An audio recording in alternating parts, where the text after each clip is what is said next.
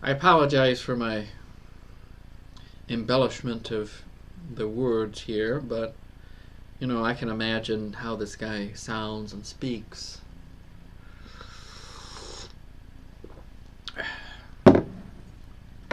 They leave him rotting for 2 years. 2 years!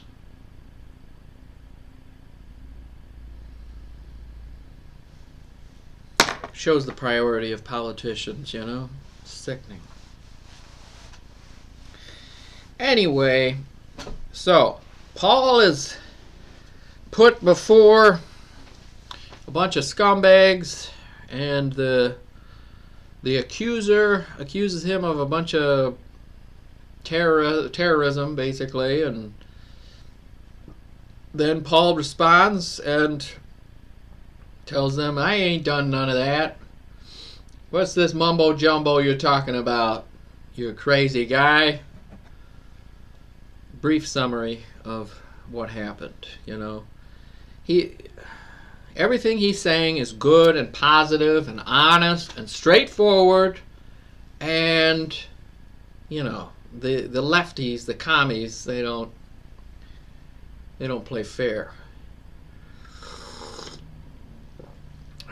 So they take everything out of context, say he's a terrorist, seditious, the enemy of the state.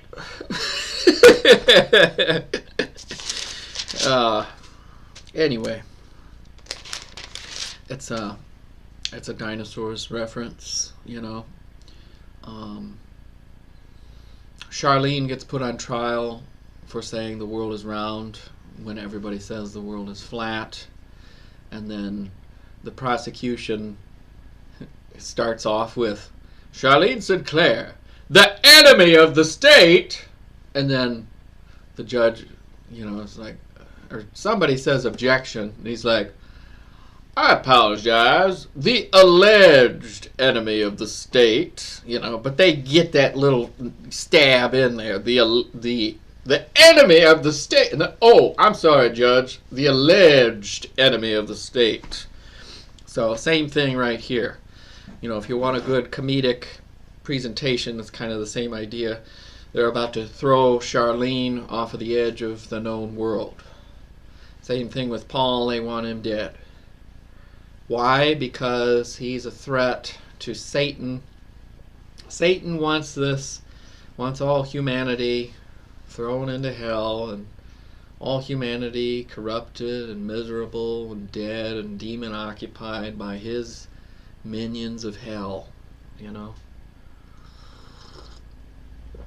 That's what Satan wants. And then he will be the god of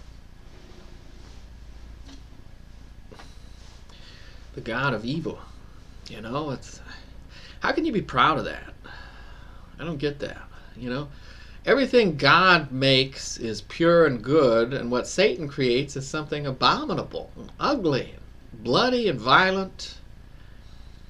How can you be proud of that? Your end game is, you just can't win. All you can do is be spiteful about losing, Sickening. Anyway, all right, let's look through this conversation here.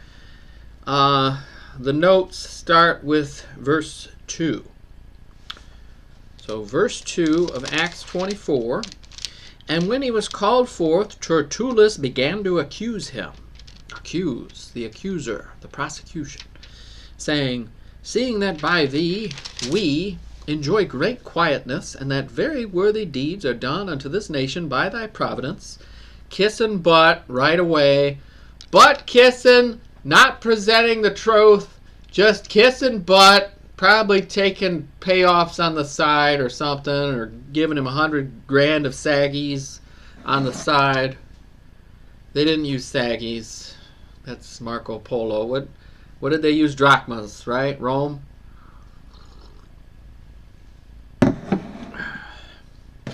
100,000 gold saggies for 20. Never mind. Here's the note on verse 2. Here it is an example of good words and fair speeches used to deceive the hearts of the simple. Romans 16:18. We enjoy great quietness. You mean like the great quietness recorded in Acts 5:37 and 21:38? If the Jews did experience such a thing, it was the Pax Romana, the oppressive, brutal peace enforced by Roman legions. Right. He's a kiss butt. He's blind to the violence going on all around him. He's full of it. They're all full of it. These commies are all full of it. This guy's a commie and a traitor and garbage and a kiss butt. Anybody should be able to see through this guy. I was watching a debate this morning between, well, I've been watching it for 2 days. It's like an 8-hour long debate. There's 3 different debates in the debate. It just started going on. It's called Word War Debate. I like to watch these debates. It helps me think while I'm working out, thinking about these ridiculous topics. And you can always tell the commies and the scumbags right away just by the tone of the dialogue and everything. Same thing right here. You can tell this guy is a scum. And then Paul is just presenting an honest... You know, even if I wasn't Christian, I should be able to tell who's a scumbag here, and it's very obvious. But if you're blind and a leftist and you've been to college, you're already manipulated to, immediately just, it's global warming! How dare you! Or, how dare you treat her like that? That is unacceptable. Men are the most oppressive group. Sorry. You can just tell.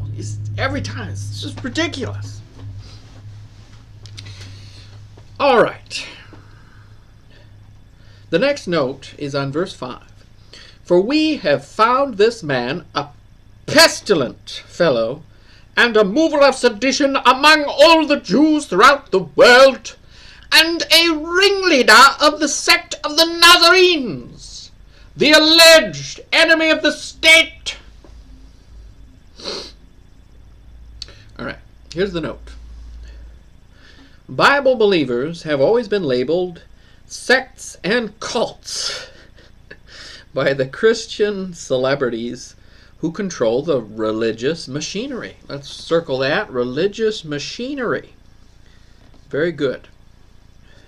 That's what it is. You got a bunch of stupid celebrities. They're all brain dead, right? Useless. But everybody listens to them for some reason. Some of the names that have been assigned to them throughout church history have been Donatus, Novatians, Bogomiles, Euchites, Waldensians, Walmart. No, that's Walton. Sorry. Waldensians, Albigenses, Lollards, Protestants, Lutherans, Calvinists, Quakers, Fundamentalists, Separatists, Baptists, Darbyites, Noricites, and Ruckmanites. Anything to get around the book.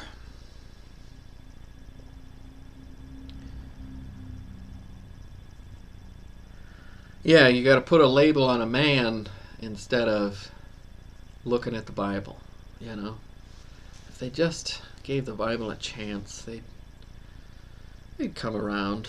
But that's that's a lawyer strategic tactic, Commie. It's sickening, frustrating. All right. 24/7. But the chief captain, Lysias, came upon us, and with great violence took him away out of our hands. Oh, yeah? Because you would have let a mob of 50 psychos, rip his arms off? The non-violent way that you were going to take care of him? Right? Thank God for Lysias getting the commandos together. We need 500 men to protect this guy. This guy's important. 500 men. Bam! Try to get through us now, you starving idiots. You Saul-worshipping commie scumbags! You know, starving themselves. Idiots. You know, you're going to be pretty tired by the time you get that opportunity to make that stab move. You guys can make a push, 50 guys with a bunch of spears. Just try to ram through the center and get to that where Paul's at, but if you guys ain't got no food on you, you're not going to have the energy to do it. They're not Spartan warriors. They're a bunch of accountants, probably. Like, oh, never mind. All right. Yeah, that is ridiculous. That is absurd that this lawyer would say that. What a jerk. Okay, here's the note. The entire verse has been knocked out of Nestle's corrupt Greek text, so the silly markings in Nestle's text read verse 1, 2, 3, 4, 5, 6, 8, 9. Oh, they took out 7.